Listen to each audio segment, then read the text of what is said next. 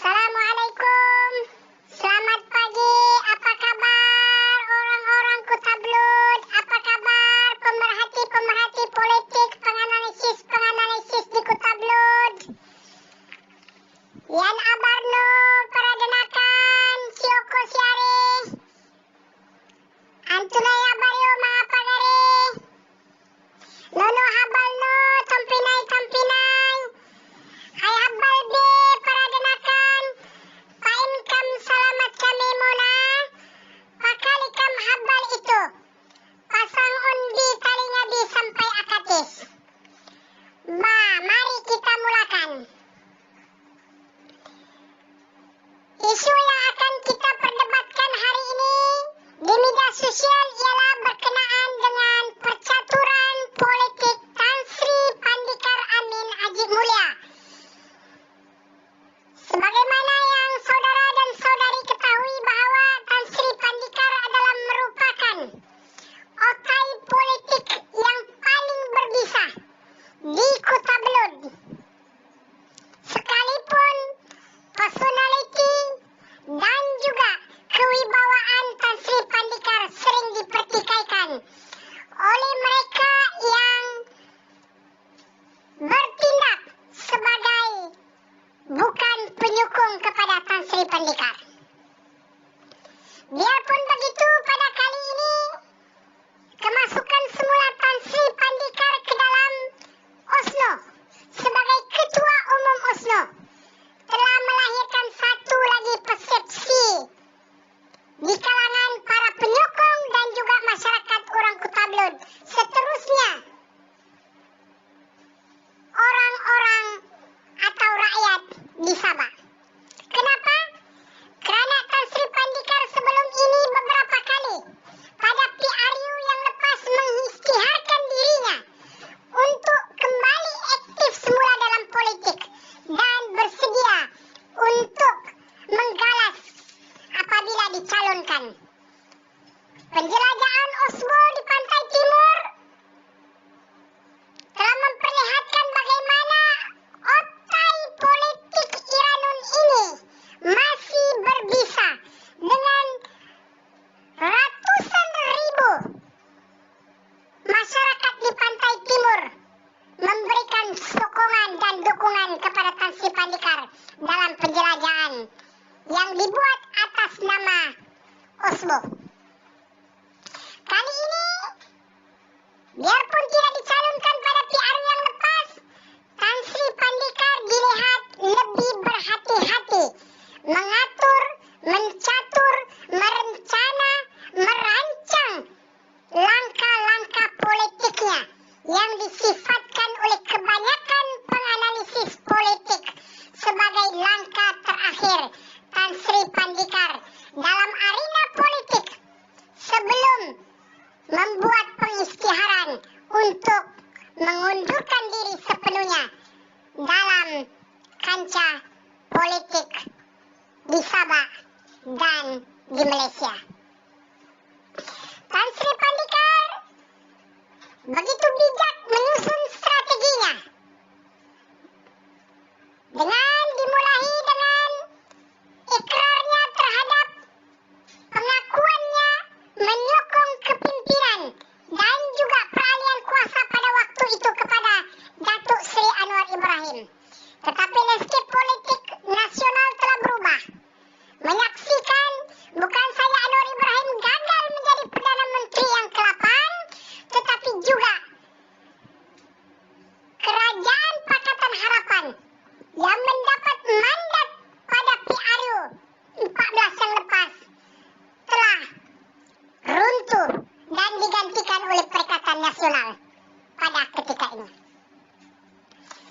Tan Sri Pandikar beberapa kali dalam kenyataannya mengisytiharkan untuk tidak menyertai sebarang pati-pati dari Melaya.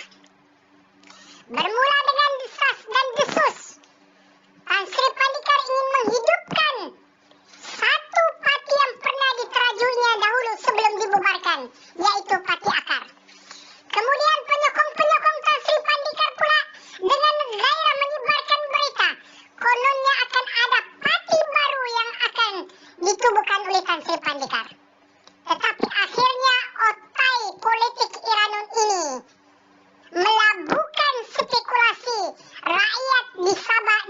tabloid apabila beliau bersetuju menjadi Ketua Umum Osno. Dan seterusnya dikabarkan akan bertanding pada PRN yang akan diadakan pada bila-bila masa ini. Dan tentunya bukan saja Tan Sri Pandikar mengintai kawasan-kawasan yang bakal ditandinginya, tetapi pemerhati-pemerhati politik sudah menjangkakan hanya 2 sahaja kawasan di Kota Blud yang berpotensi 99,9% akan ditandingi oleh Tan Sri Pandikar, yaitu yang pertama Dun Pintasan, yang kedua Dun Tempasok. Percaturan-percaturan inilah yang akan menentukan jangka hayat politik Tan Sri Pandikar pada masa akan datang. Dengan slogan New Deal atau pembaharuan yang dikatakan akan dilakukan oleh Tan Sri Pandikar pada Osno dan juga hubungan dengan persekutuan, kita tidak dapat menjangkakan apakah New Deal terbaru Tan Sri Pandikar untuk rakyat yang mengundinya di kawasan Dun Baru Pintasan ini. Walau bagaimanapun perundingan baru akan terus dilaksanakan, akan terus dijalankan oleh otak politik Iranun ini. Bukan saja berkait hubungan di antara kerajaan persekutuan dengan kerajaan negeri yang menyentuh hal-hal berkaitan dengan perjanjian Malaysia 1963. Tetapi dalam konteks yang lebih kecil daripada itu, rakyat di mana Tan Sri Pandikar akan bertanding turut menuntut apakah rundingan baru yang akan dirancang dan dilaksanakan oleh Tan Sri Pandikar di kawasan yang akan ditandinginya. Bagi masyarakat Iranun yang digembar-gemburkan sebelum ini beberapa kegagalan yang dikatakan dilakukan oleh Tan Sri Pandikar selama tempoh hayatnya berkecimpung dalam politik Sabah dan nasional, termasuklah kemudahan-kemudahan infrastruktur di perkampungan-perkampungan yang pernah diwakilinya, meskipun pernah menduduki berbagai portfolio kementerian-kementerian penting di peringkat negeri dan persekutuan. Tetapi isu ini masih digembar-gemburkan. Kononnya, 2 perkara penting yang gagal dilaksanakan oleh Tan Sri Pandikar, yaitu mengangkat isu pembangunan di kawasan yang pernah diwakilinya, dan juga yang kedua, gagal menyediakan pelapis kepimpinan yang akan mewarisi legasi dan kepimpinan beliau di kawasan yang bakal atau yang pernah ditandinginya, terutama di kawasan Tempasok. Kita tunggu, kita lihat apakah perancangan dan apakah manifesto yang bakal dihidangkan oleh Tan Sri Pandikar kepada masyarakat yang akan ditandinginya di kawasan Pintasan atau Tempasok ini. Sebagai rekod, bagi kawasan Dun Pintasan ini, 58 hingga 59% pengundinya, pemilih yang berdaftar mengikut data yang dikeluarkan oleh SPR, adalah terdiri daripada suku kaum Tan Sri Pandikar sendiri, yaitu suku kaum Iranun. Selebihnya, lebih kurang 20% ke atas adalah masyarakat Bajau, dan selebihnya adalah masyarakat kaum dusun. Persoalan yang mungkin akan bermain di benak kita ialah, apakah Tan Sri Pandikar jika bertekad untuk bertanding di